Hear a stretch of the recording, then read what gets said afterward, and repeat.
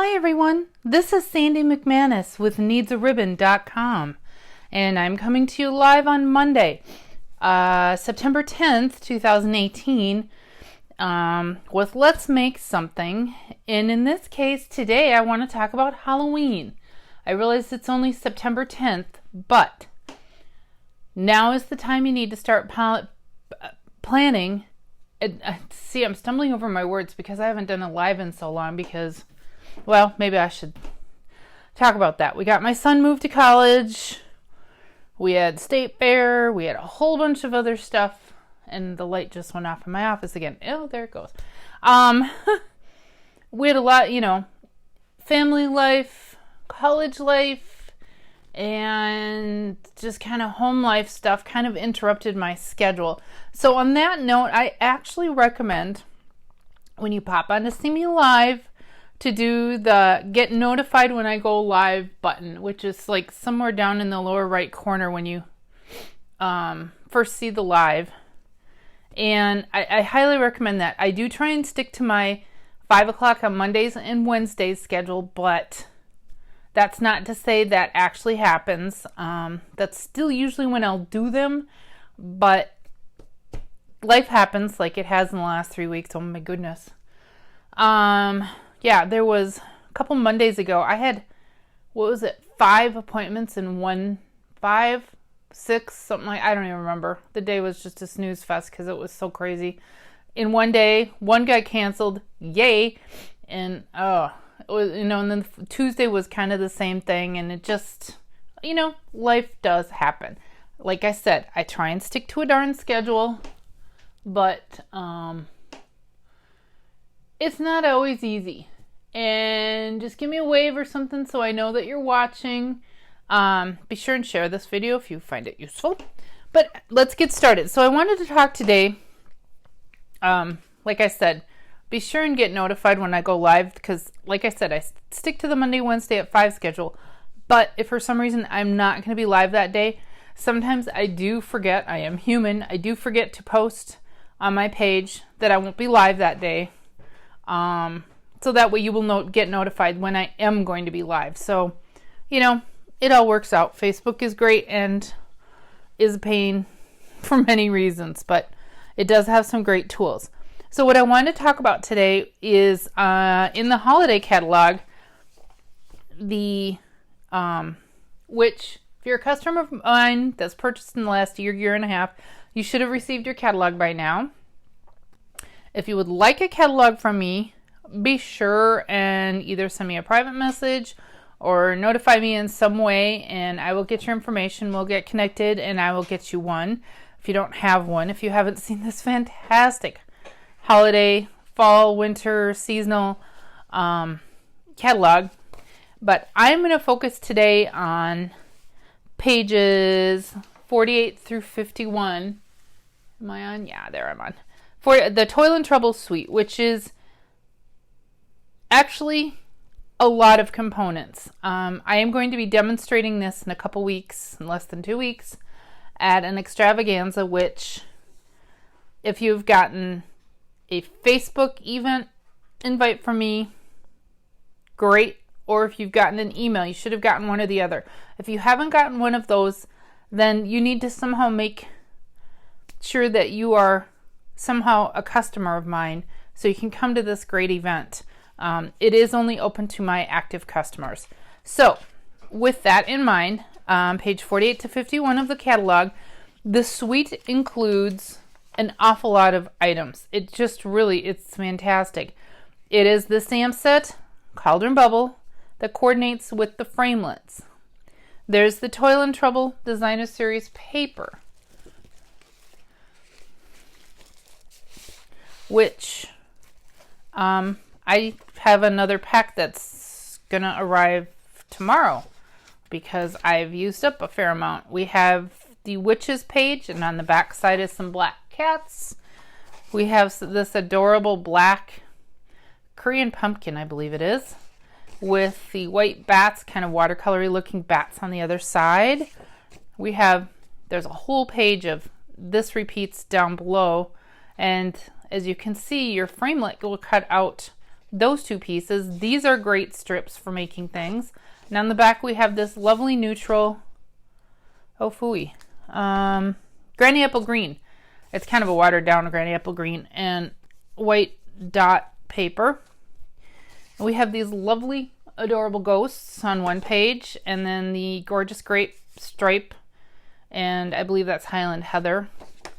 So, and the ghosts, some of them are, as you can see, they got a little bit of purple in them. They're so cute. They need a friend. More of that. More of this. This paper is worth going over and seeing it often. We have the hats, which the framelit will cut out all the hats except the ones on the edge. And I'm sure there's a creative way to even like use the ones on the edge so you get the most bang for your buck. And these adorable frogs, which I love the frogs. The frogs are so stinking cute. And there is a stamp. The framelit does not cut out this frog. It's too little. But it would make a great backdrop to the frog that is in and the framelit that coordinates with that stamp. Moving on. We have these adorable, almost photoreal pumpkins, which you can fussy cut. We don't have a framelit for them, but they're pretty simple. They'd be pretty easy to fussy cut. Even I can handle that. And these adorable little brooms. You could use a section like this, or you could use them in a stripe. There's lots of ways you could use them. So there's that. They are too small to use the stamp and the framelit that coordinates with it. Have I got it all covered? Just making sure. Yes, I do. I covered all the paper. I'm not going to pull up my framelits right at this moment. Okay, so that's one component of the suite. I did not grab my black foil paper, but we have this beautiful black foil paper. And it's so shiny it almost makes like a mirror. We have some more Stampin' blends and light and dark version of the basic black and the Mango Melody.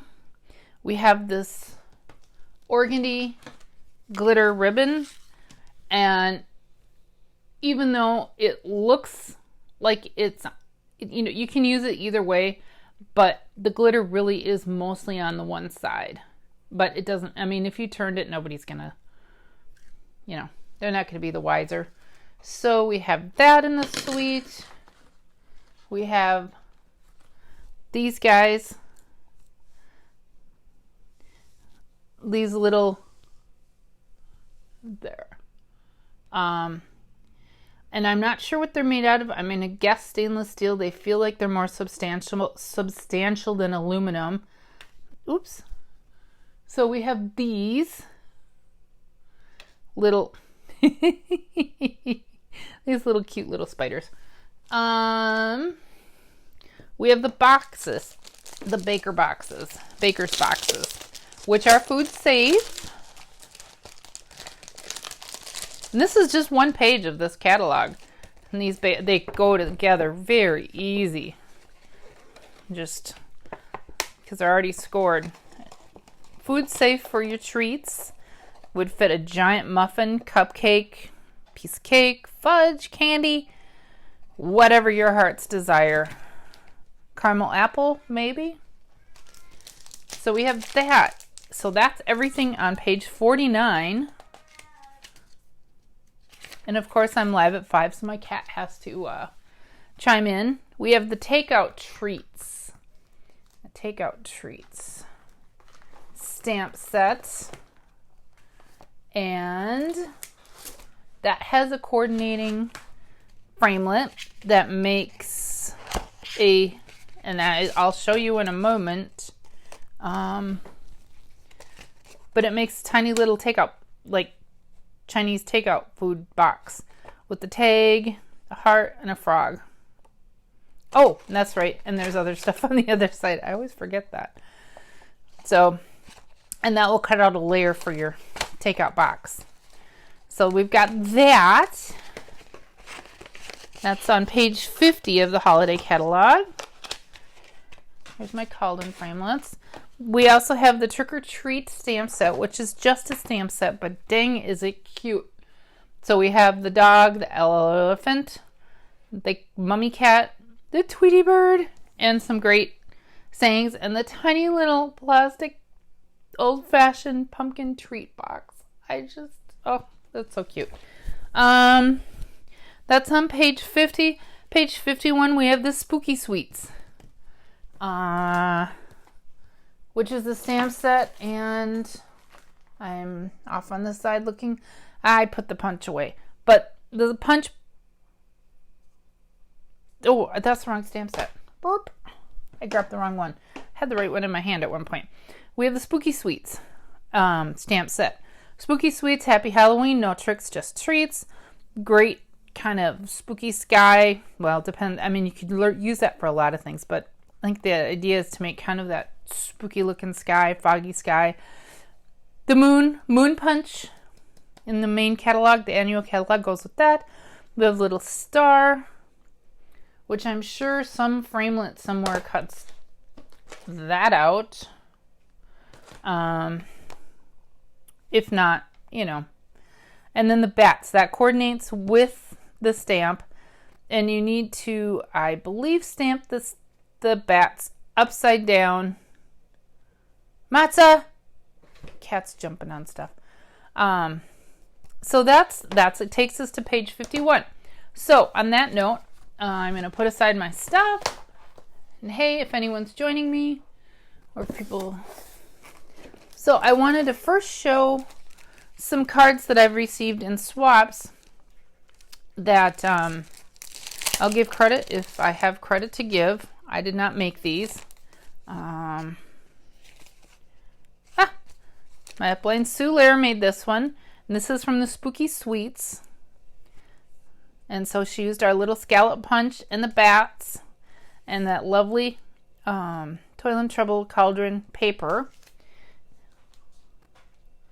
We have another one which also uses the bats out of the black foil paper. And I think that's Sue also, if I'm not mistaken. And the witch hat that cuts out of the DSP. Adorable. We have this one, which is by Linda Larson, and she stamped, let's coordinate the products, she stamped and colored in the witch. Almost looks like she watercolored in the witch and the broom and the cat and the ghost, and then used our, I think it's a Mary Label punch. I always forget the name of it. And then she took the little stamp here and stamped a ribbon of that on the background, and you can kind of see she used one of our dynamic folders to make waves in the background, to kind of those spooky waves. So thank you, Linda Larson. We have this one, which is by Jen Manwaran. Again, using the Toil and Trouble DSP, the little spider, the black organdy ribbon, and layering that up. And that's adorable. And I will be back crafting hopefully Wednesday. Here is another one. Sue Lair. She fussy cut out those witches, or somehow maybe she used a scan and cut. I'm not sure, but that is adorable. And used the corrugated dynamic folder that's also in this catalog in the Farmhouse Suite. It's the beginning of the catalog. And the organdy ribbon. Very cute. And this is Janelle's, I know. Pretty sure this is Janelle Heath swap. My little tags have fallen out. But she stamped on the green and the organdy. Very, very cute. You don't always have to color in your images. That's the thing. I think sometimes we all forget that. And this goes with the light bulb punch and going back to page 51, the spooky treats. You can see the smoky background, and that goes with the light bulb punch. I don't have it. It's on a different page. And then the bats, no tricks, just treats. And that is by Leanne Furness. Very cute. I think this one is Beth. Yeah, I'm pretty sure this is Beth Tutzloff did this one, and she cut these out of the DSP using the framelits, and we're back to page 49 now, and the spider web that's in the framelits, and piece the DSP, very, very cute, and used these black gemstone things, self-adhesive gemstones. And then the other sample, Halloween sample that I got by Sue Runge, all the way in Iowa. And she used multiple sets, and this is how it all coordinates. The trick or treat, and she did some fun stuff with the background. I'm not entirely sure. She looks like she texturized the background with the texturizing folder that was new in the annual catalog, and then maybe Wink Stella did, and that's almost what it looks like. And then the black foil bats from the spooky treats. So we've got the trick or treat dog and the spooky treats and the ribbon, and then the paper that's from on page 50 of the Toil and Trouble. And this all coordinates. And what's even better is the fence from the Farmhouse Suite, which I don't have handy, also coordinates with all of this very well.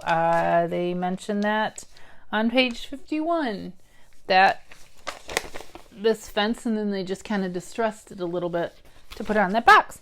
So I will give you a teaser of, my friend Jenny and I have made all the samples that are on these pages, believe it or not. So kind of bringing that catalog to life, and I'm only going to show you a few today. I will show you the Baker boxes.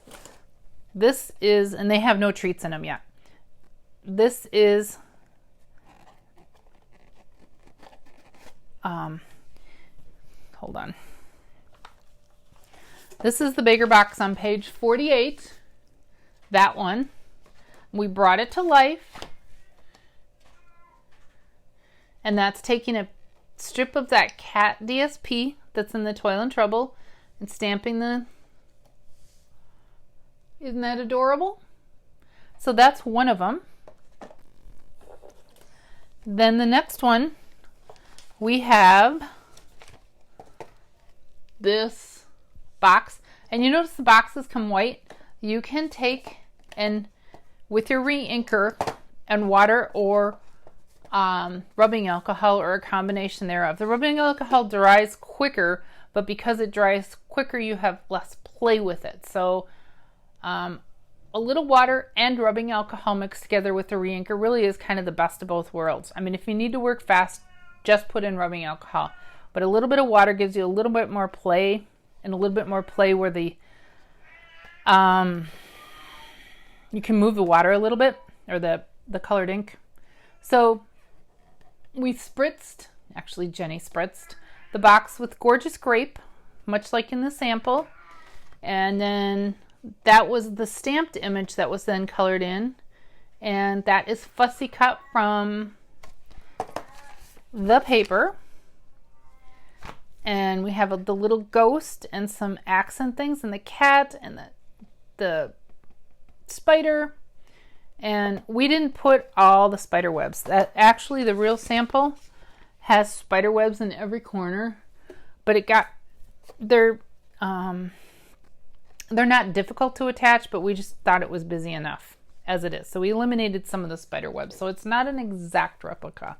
And then the last box, which I think was both our favorites, is this one. And again, we spritzed this with the Granny Apple Green re-inker, and water rubbing alcohol.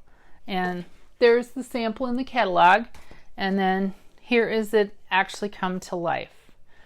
4 of the spider webs cut out of the black foil paper, the beautiful organdy speckly ribbon, a tag, and there's a lot of detail on this tag that until we started making this, didn't realize how much detail was actually involved.